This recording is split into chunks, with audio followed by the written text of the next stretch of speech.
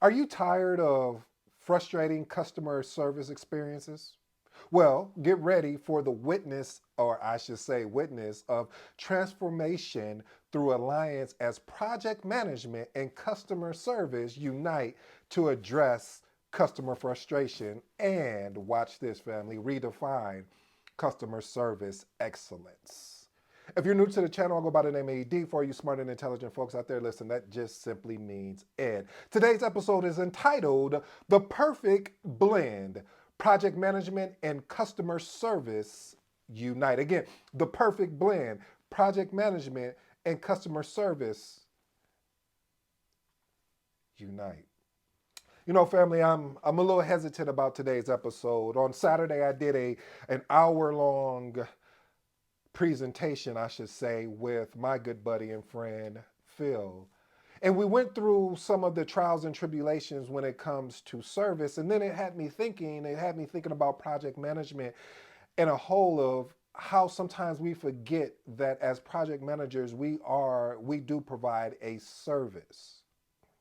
You see, I love with what John Paul said, the co-owner or the co-founder of the John Paul Salons, John Mitchell salons, as well as the Patron. And he said, make sure your product or service is the best it can be. Always remember, you don't want to be in the product business. You want to be in the reorder business. Again, I'm going to say that piece again. Make sure your product or service is the best it can be. Always remember, you don't want to be in the product business. You want to be in the reorder business. Why am I so fired up about this, family?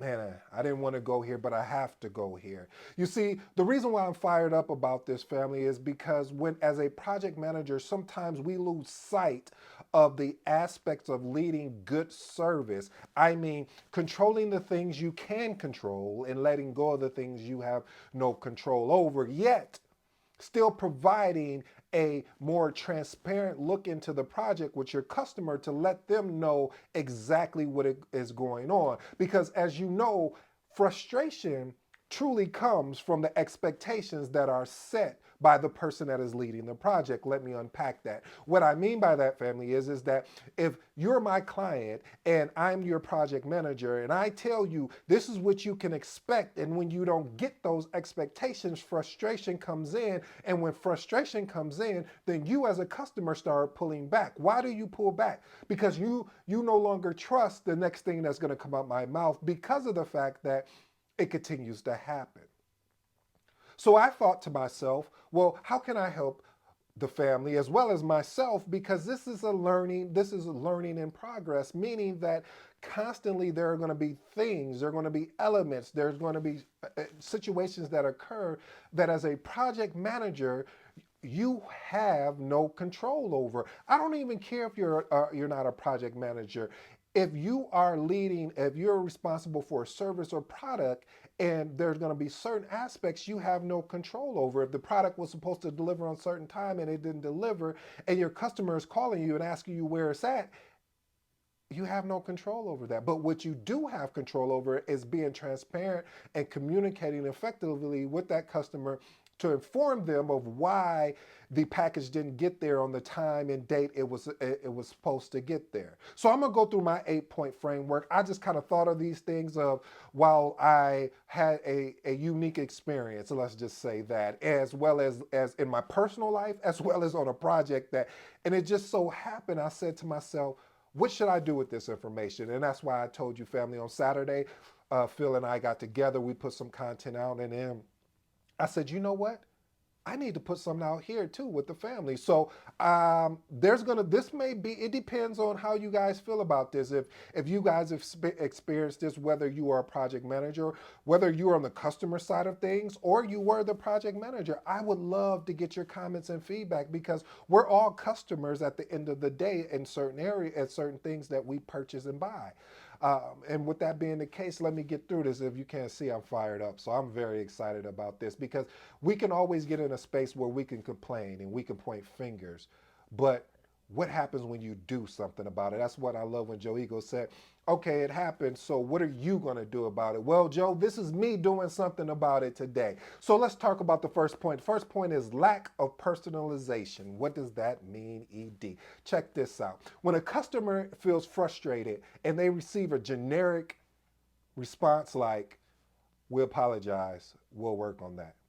Oh, you don't like that one? Okay, let me see if you heard this one. Um, you're right, we're wrong, we'll fix it. Okay, that doesn't work. How about this generic response? We will do better next time. And next time comes around and nothing happens. See, the point of that is of the lack of personalization.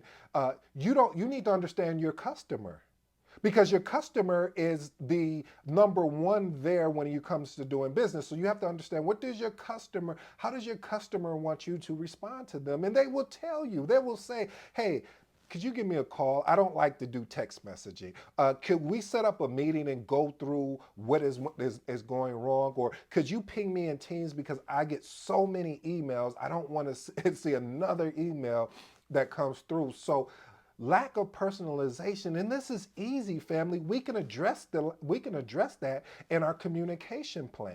We can address this in our strategy call with the customer, saying, hey customer, how do you want us to communicate to you, and what is the frequency would you like when things happen? And then are there a priority, meaning if you had a certain expectation, how do you want this to be communicated to you as far as certain priority levels, meaning critical, high, medium, low? So I'm using that, family, at a very high level, but the point I'm trying to make is that when you don't put any effort into it and it just seems very generic, it seems very just like any other business, as a project manager, it doesn't.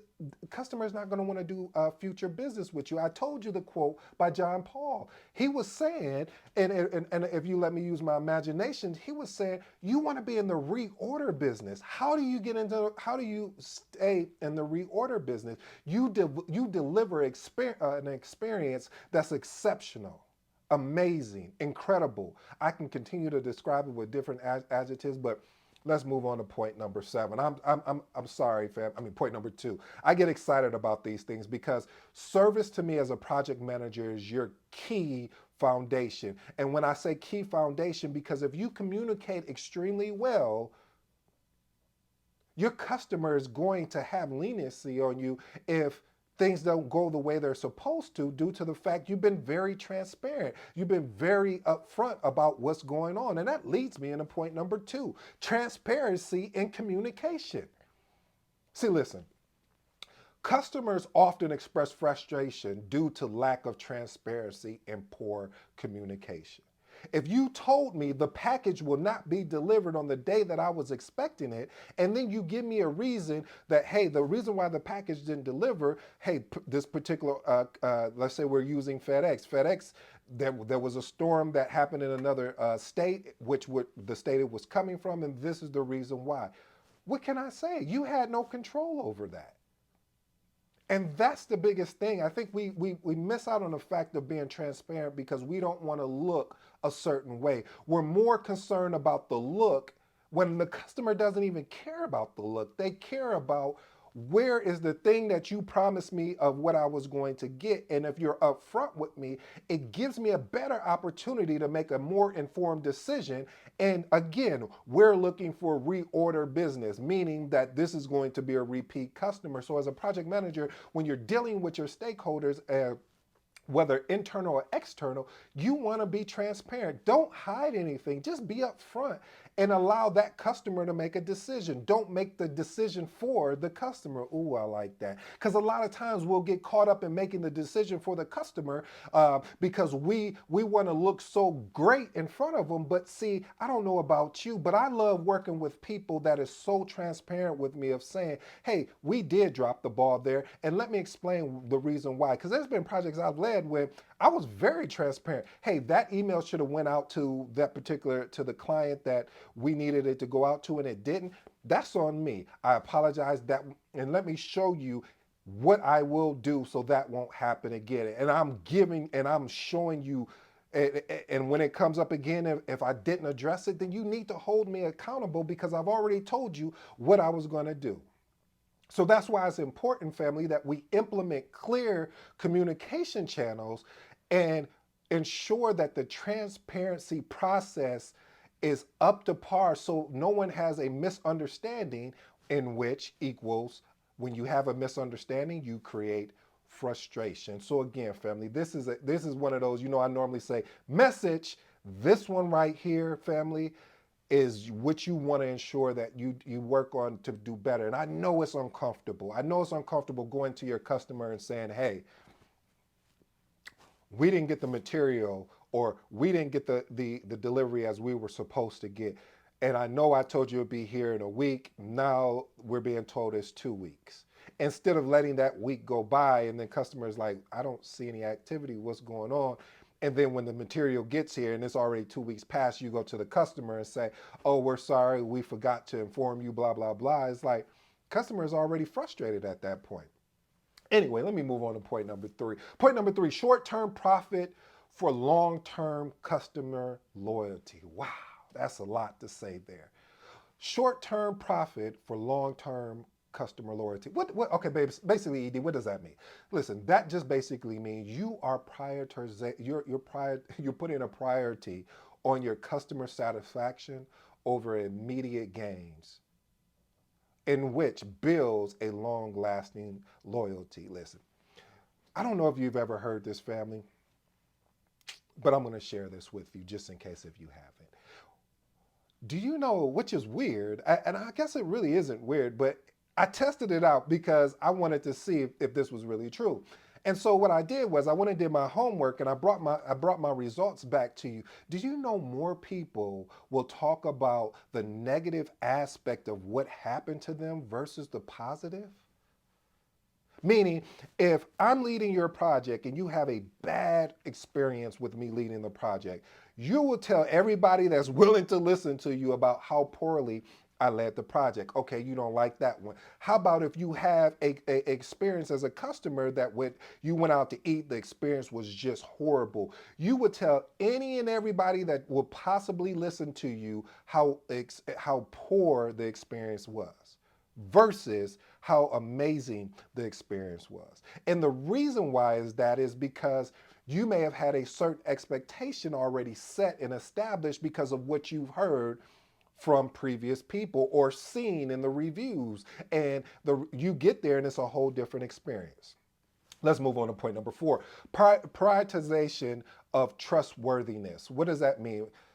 That basically means, you know, it's always interesting. You could tell how the economy is going in a sense because when during challenging times, companies make a decision or project managers make a decision to really understand the importance of customer care to retain their customers because you don't know if this project is going to be a short-lived because even though you may have budgeted for it, if that money wasn't all collected at once, because sometimes I've led projects where they're more of a phased approach. And when you're working on a phased approach project, you may only be allotted a certain amount for that budget for that particular phase, and then just kind of see, okay, yep, that's what we want. All right, we're moving on to phase two. And if phase two comes around and the customer's like, man, I don't know if I don't know if I really feeling this particular project you're leading here because of the fact of that, and it's up to you really, family, to be able to get into a space of being able to ensure that you retain that customer by creating a trustworthiness that really prompts them to say, hey, we're going to find a way to get this money because we know that you're going to deliver on what you said you're going to deliver. And the other aspect of that is really adversity. Adversity really compels business to reassess their approach in which is a good thing, and enhances the customer service to prevent that particular frustration. Point number five, complacency impact. What is being complacent? Complacent basically means is, well, I'll give you any little excuse and you're going to just go with it anyway. Like, what, I mean, If you don't like it, then you can go with somebody else. But it's too late now. We already have we already have the funding for your project. And as a project manager, to set yourself above and beyond what the average project manager would do, you want to ensure that you create that exceptional customer service, that you're taking the time to really find all, when you are against, like if you come up against a problem, that you're being proactive instead of reactive to problems. Now, there are things that you can control, as I stated earlier, and there's things that you can't control. But the things that you can control, don't get caught up in a complacency mindset. A complacency mindset means that you're being comfortable. You've gotten too comfortable because you received a success, or you've gotten the awards, or you have your PMP or your CAPM, and you feel that, hey, I'm good. Like, hey, I put together a schedule, I put together a project plan, and if they don't like it, then they can go with somebody else. No, no, no, no, no, no, no. You don't want to create that type of aura in the industry. So I challenge you, family, is to constantly being proactive. Don't get comfortable because you've had success on another project and taking that mindset of, oh, well, I don't have to go above or beyond what I went for the other project. Let me move on to point number 6: lack of. Mhm. That's it, lack of. See, it could be a lack of other project managers in the organization. It may be you and another project manager that are leading these big initiatives. So you're like, well, if that other project manager doesn't do it, then who else are they going to go with? And you can't think like that, family.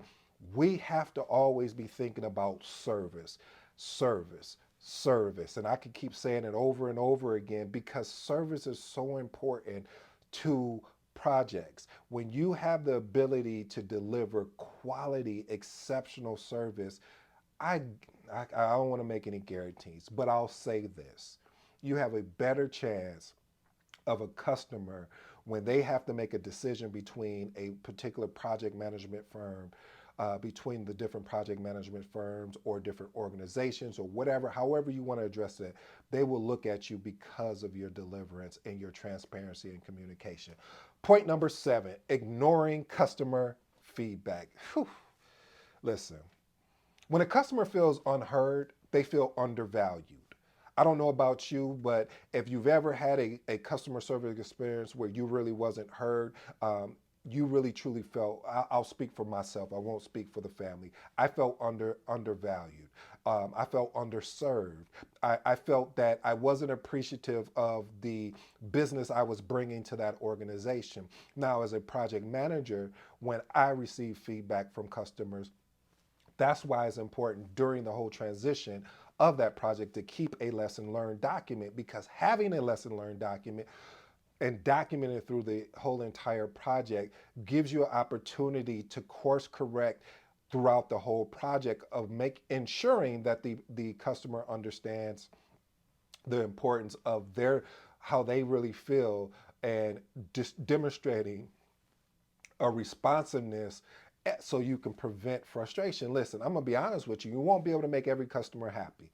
That's true. But the ones that you can make happy based on the things you can control, you want to be able to do that. Because there's going to be customers that's not going to be appreciative of you going above and beyond because of the fact that there was like the expectation wasn't set. So when you set the expectation, and the expectation saying this is what we're going to deliver, this is when we're going to deliver it, and if we don't meet some of these initiatives that we set, we're going to ensure that which leads me into point number 8. We're going to make sure that we bring our best efforts. Period. Every time that you talk to us, you're going to know you're getting our best effort around the board. See, the importance of putting forth a genuine, that's the key word. Now, I'll slow that down. I may have missed you. I said ensuring that you put forth a genuine effort in addressing customer needs and concerns. Do you know more customers are going to want to do business with you because they at least know that you're going to not use any manipulative tactic or try to make the customer feel undervalued, or but if you pour a lot of value and prevent that frustration with that customer, the sky's the limit. I would be curious, how many people have had, family, I would love to, if you could leave in the comments that you just had a poor customer service experience, whether that's personally or you were leading a project and it was just, you didn't do what you were supposed to do and you didn't deliver. Let's just be honest with me. I would be curious to know. And then I also want to know the successes that you have when you over delivered and you delivered an amazing customer experience. Like, you customers are coming back to you saying, hey, what else products do you have, what else do you offer? Because if you're able to do that so exceptionally, I would love what else I could do to work with you. Family, if you enjoyed today's episode, please hit that like button, leave me a comment. Like I said, this was a long one. I'm sorry, I got to get this out of my system because there have been many projects and going over my projects that I've led and I've been a part of, either being a project manager or a stakeholder. I've always seen that sometimes when you're on the stakeholder side, that now you can see the gap even better versus when you're the project manager. We can get blinded by the success that we may have had or we're currently having, that we don't forget about our most important ingredient, which is our customer. I hope you enjoyed today's episode, family. Until next time, you know my slogan, I'm out.